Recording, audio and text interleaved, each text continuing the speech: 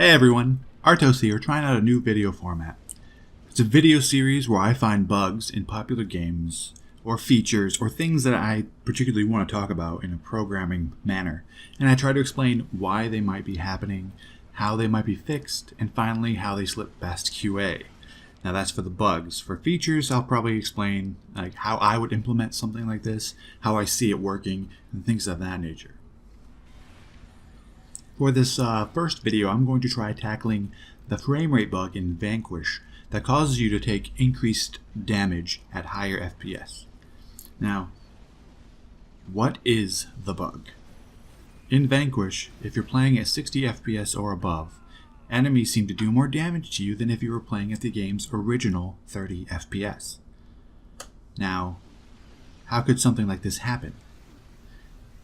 There's QA, there's programmers playing the game all the time. How does this happen? Vanquish was originally created for consoles that were locked to 30 FPS for simplicity's sake. So bugs related to FPS in the port were bound to happen. Because programmers like me can be lazy, we're going to find the easiest, quickest solution to implementing these things. And sometimes we cut corners. Tying something to frame rate is a very simple an effective way to solve a timer issue and an update issue. So if it's going to be locked to 30, a programmer who wants to get something done fast might take advantage of this. So when I was thinking of how this bug might happen, I came up with three major ways I could see something like this happening. From an outside perspective, I don't know how the game is actually architected or anything, but the first way I believe this bug could happen is if the bullets are colliding with the player character more than one time. What I mean by this is that when the bullet object collides with the player, it could be registering the hit and marking itself ready to be cleaned up by the garbage collection system or any other system they have to get rid of unused objects. And depending how often that system is actually used or called, a second or even third collision detection from the bullet could happen before the object is finally destroyed. This is a very simple view of this bug. If this was actually happening, there'd be other ramifications probably. Other thing like this one is least likely to happen because it's more easily found than the other ones I'm about to talk about. Because it might have effects on other objects that aren't being cleaned up as fast as they need to be. Now, if this is what is happening, how do you fix it? Well, all you really need to do is check for the bullet's status before doing the collision detection. If it's marked for cleanup, do not even check its collision.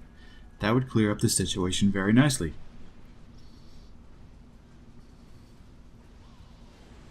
Another potential cause for the higher frame rates affecting damage taken could be the rate at which the enemies fire their guns. So if the AI's firing time is tied to the frame rate, such as say you set the AI to fire after every 30 frames or so, so once a second at 30 FPS, the AI will fire a shot twice as fast at 60 FPS. So that's going to definitely lead to taking more damage in a shorter amount of time. Now, how would you fix this problem? I would start by changing it from relying on frames entirely. That was badly implemented. If that's how it was implemented, that was badly done. So instead of firing every 30 frames, you change it to fire every second. So in your AI's update function, you would check, hey, has it been a second since I last shot? If so, fire again. This removes the dependency on frame rate entirely. Well, maybe not entirely, because you're checking your time in the tick. But you know after a second, you're not going to fire until after a second has gone by. It's hard. It's like a hard line. It's like a second has gone by, okay, fire again. The third way this bug could have happened is if your character gets invincibility frames after being hit by an enemy attack, which Vanquish does, and because I believe they mentioned this when they fixed the bug that we're talking about, that they altered the invincibility frames. So if you get hit, you're awarded, let's say, 10 frames of invincibility where no other bullets can harm you. Now, if you're running 30 FPS, that's 1/3 of a second, where it's a pretty long time. But if you're running at 60 FPS, then it's only 1/6 of a second, meaning you'll be taking damage twice as fast. Now, to fix this bug, you do exactly as the last bug. Removing frame dependencies wherever you can will make your game feel better on a whole range of PCs. Like, we don't rely on frames anymore to do these kind of updates. You should be using time. That way you have a nice smooth, no matter transition, action, no matter what your frame rate's at. So remove the frame dependency entirely and move to a timer-based solution. So instead of 10 frames, you put in 1/3 of a second. And in the character's update that is called, you would check, has it been 1/3 of a second since I was last hit? If so, remove my invincibility and let me be hit again. I honestly believe that this last scenario is closest to the truth of Vanquish. Because the way they fixed the bug in the patch notes, they said they changed invincibility frames and how health regen. Though I hear it's not completely fixed because melee attacks still seem to do more damage than they should, but that has not been confirmed as far as I know. In the end, though, how does any of this get past QA? From our standpoint, it seems pretty obvious. Hey, I'm taking tons of damage at higher frame rates. What's up with that? Now, it's actually pretty simple. Excuse me. It's actually pretty simple why a bug like this would get past QA. QA probably saw the game as just being difficult. Back in 2010, when Vanquish was released, it was seen as a challenging, not super difficult, but challenging game. They don't know how hard the game is supposed to be now. They can make suggestions to the design and balancing team about how hard the game is. Maybe they'll say, give them a suggestion bug saying, hey, for new players, this game could be pretty punishing. But at the end of the day, they're all playing on similar machines with similar performance, looking for bugs that cause crashes or anything that makes the game unplayable or unshippable.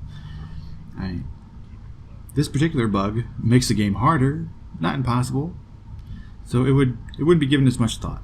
And since it wasn't a graphics issue, I'm sure they have a separate team that tests various CPU and GPU configurations to make sure you actually can run the game. But they're looking for graphics things like, oh, the shadows blink in and out on this particular graphics card, or the game won't run on this CPU, or it drops to unplayable 10 FPS even on low settings. So that team is not looking for things like, oh, the frame rate causes like more damage to be taken. Plus, the QA playing this are probably really good at the game, and this is an oversight. It really is. They need new, fresh people towards the end of a project to test balance.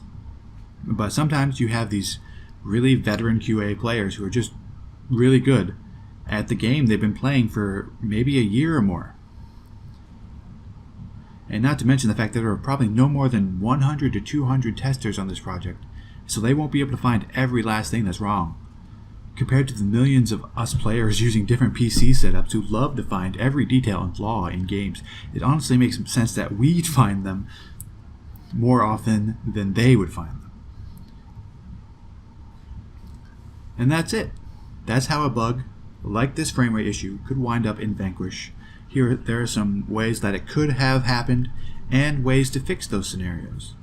So what do you think of the first Skillless Programming episode? Was I clear? Do you have any questions? Do you have a rebuttal? No, you'd probably fix it this other way.